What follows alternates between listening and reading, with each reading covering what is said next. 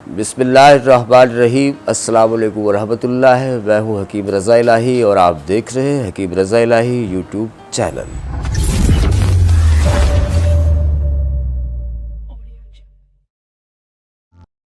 नाज़रीन इकराम, माएँ अमूमन बच्चों के हवाले से परेशान होती है। बच्चा अगर सुबह में खा पी रहा हो, दोपहर में भी ठीक खा रहा हो, तो माँ को ऐसे लगता है जैसे मेरे लाल का चेहरा जो है वो जान नहीं बन रही मेरे बच्चे की। फ़िक्रमंदी अल्लाह ताला की तरफ से ममता में रखी गई है। तो खाते पीते बच्चे भी होते हैं ना, माँ को फ़िक्र ही रहती है, पता नहीं मेरे बच्चे ने खाया है कि नहीं खाया। ये खाता नहीं है, ठौंस ठौंस के खिला रही होती है ना बच्चों को। ऐसा भी है ना। और बाज़ बच्चे जो मेरे पास इस तरह के केसेस भी आए हैं, एक दो ख़वातीन ऐसी आई, बच्चा है खाता नहीं है। मैंने कहा भाई कुछ तो खाता होगा ना कि इतना बड़ा ऐसे तो नहीं हो गया। हाँ खाता है, बस कुछ नहीं। भाई सुबह में क्या खाता है? सुबह में एक पराठा खा लेता है और चाय वाय पी लेता है, दूध का एक गिलास पी लेता है, कभी कभी 2-4 ब्रेड खा लेता है। भाई दोपहर में तो अच्छा होता है, लंच बॉक्स होता है, उसमें चावल वावल होते हैं, थोड़े बहुत खा लेता है।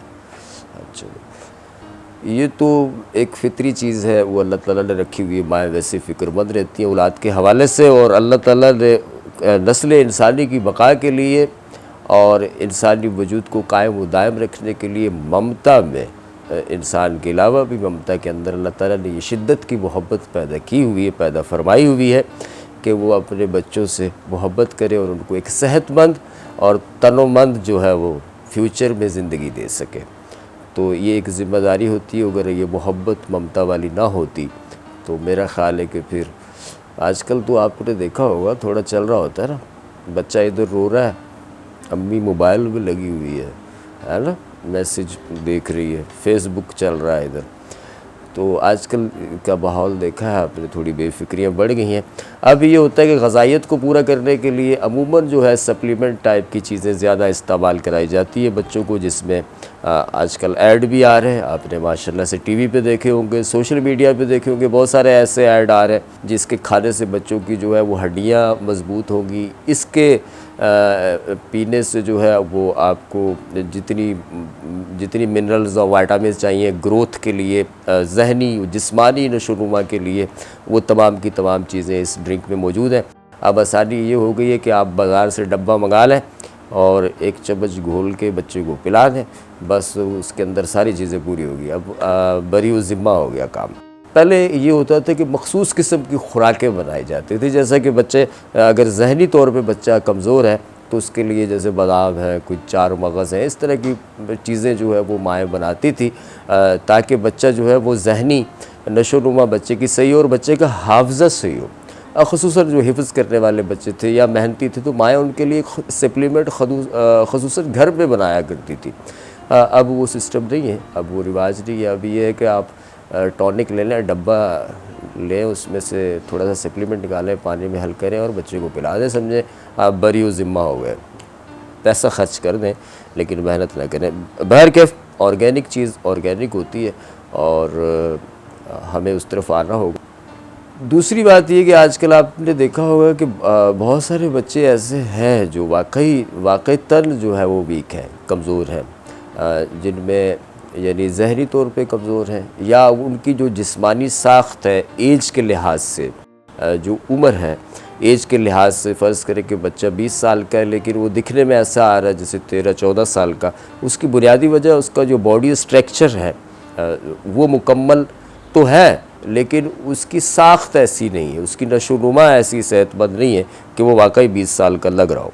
या तो वो अपनी एज से बहुत बड़ा लग रहा होता है या फिर वो अपनी एज से छोटा लग रहा होता है। तो ऐसे बच्चों के लिए जो ख़ुसूसन दुबले पतले बच्चे जिनके मुंह जो है ना वो पिचके हुए अमरूद के जैसे हो गए, चिपके हुए, अमरूद देखा ना, मुंह चिपका हुआ होता है, ऐसे गाल चिपके हुए, तो ऐसे बच्चों के लिए ख़ुसूसन जो है, ये मेरे नुमान के भी हो रहे हैं ऐसे ही, इसलिए मैं बता रहा हूँ।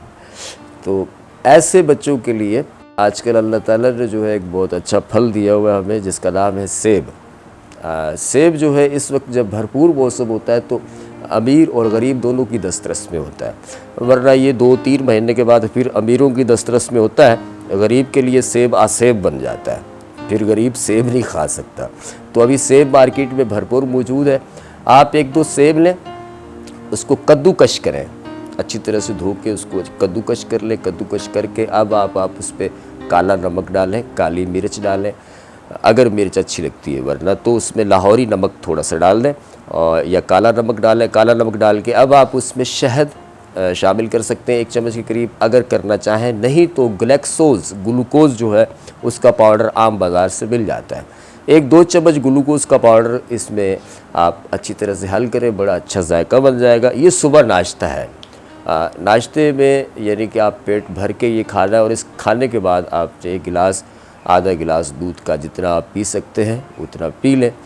इससे ये होगा कि आपके जो जिगर का निज़ाम है वो बहुत फास्ट होगा। आयरन में सेब में आयरन भरपूर मिकदार में है, वो मिनरल्स, वो विटामिन्स मौजूद हैं जो आपके जहरी नशोनुमा भी करते हैं, आपके अंदर जो कैल्शियम है उसको पूरा करते हैं।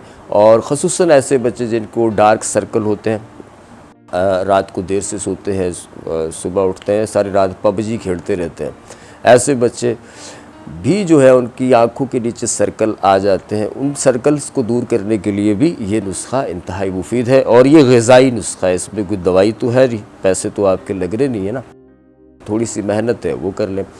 दूसरा है कि केला जो है वो आपके जो मस्कुलर निज़ाम होता है, जो मसल्स है, जो हड्डियों के ऊपर गोश्त पोस्ट का जो निज़ाम है, उसको मुनज़्ज़म और मजबूत करने में केला बहुत अहम है। आपने देखा होगा जितने बॉडी बिल्डर हजरात हैं या वेट लिफ्टिंग करने वाले लोग हैं वो अमूमन केले का इस्तेमाल ज़्यादा करते हैं।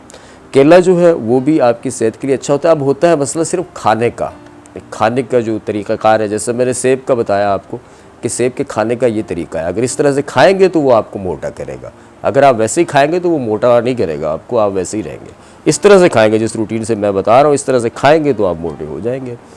तो इसी तरह से केला भी है। केले का जो तरीक़ाकार है वो ये है कि आपने सुबह 2 या 3 केले लिए, जितने आप आसानी से ठोस के नहीं खाना, जितने आप आसानी से खा सकते हैं, खा के और आप दूध का गिलास पी लें। अब दूध जो है उसको बनाने का तरीका है, आपने ऐसा करना है, 1.5 गिलास दूध का लिया, उसमें आपने 2-3 दाने इलायची के डाल दिए और नारियल कश किया हुआ पाउडर जो होता है, नारियल जिसे कोकोनट पाउडर भी कहा जाता है, 1 चम्मच आपने कोकोनट पाउडर डालना है इस दूध में और 2-4 बादाम अगर आप डालना चाहें तो डाल सकते हैं। इसको आप बॉयल करें और इसको थोड़ा सा मीठा करें, ठंडा करें, ठंडा करके आप केले के ऊपर से ये पी लें। हमारे यहाँ अमूमन ऐसा होता है कि वो जग के अंदर केला डालते हैं, उसी के अंदर दूध डाल देते हैं और ग्राइंड करके वो पिला देते हैं। नतीजा ये निकलता है कि वो मैदे में फीलिंग रहती है, काफ़ी देर तक आपका मैदा जो है, इसके हजम से मैदा जो है वो भारी रहता है, भूख लगने में देर लगती है। हमें सप्लीमेंट या ग़िज़ाई चीज़ें वो वाली इस्तेमाल करनी है जो जल्दी जल्दी हज़म भी हो, बॉडी के अंदर अपना काम भी करें और जल्दी से भूख भी लगे।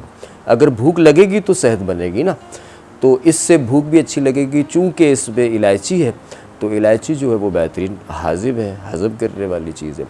लेकिन सेब जो है आपके चेहरे पे सेब की लालियाँ जो हैं, सेब जैसी सुर्खी और सेहतमंदी, देखें ना आपने गोल्डन सेब, चाहते हैं ना ऐसा सोना चिट्टे चिट्टे और लाल लाल हो जाएं, तो फिर आप सेब को कश करें, कश करके उसमें ग्लूकोज डालें और ये सेब जो है ये आप खाया करें या इसमें शहद डाल के खाया करें। इंशाअल्लाह ताला आपकी सेहत बहुत अच्छी होगी।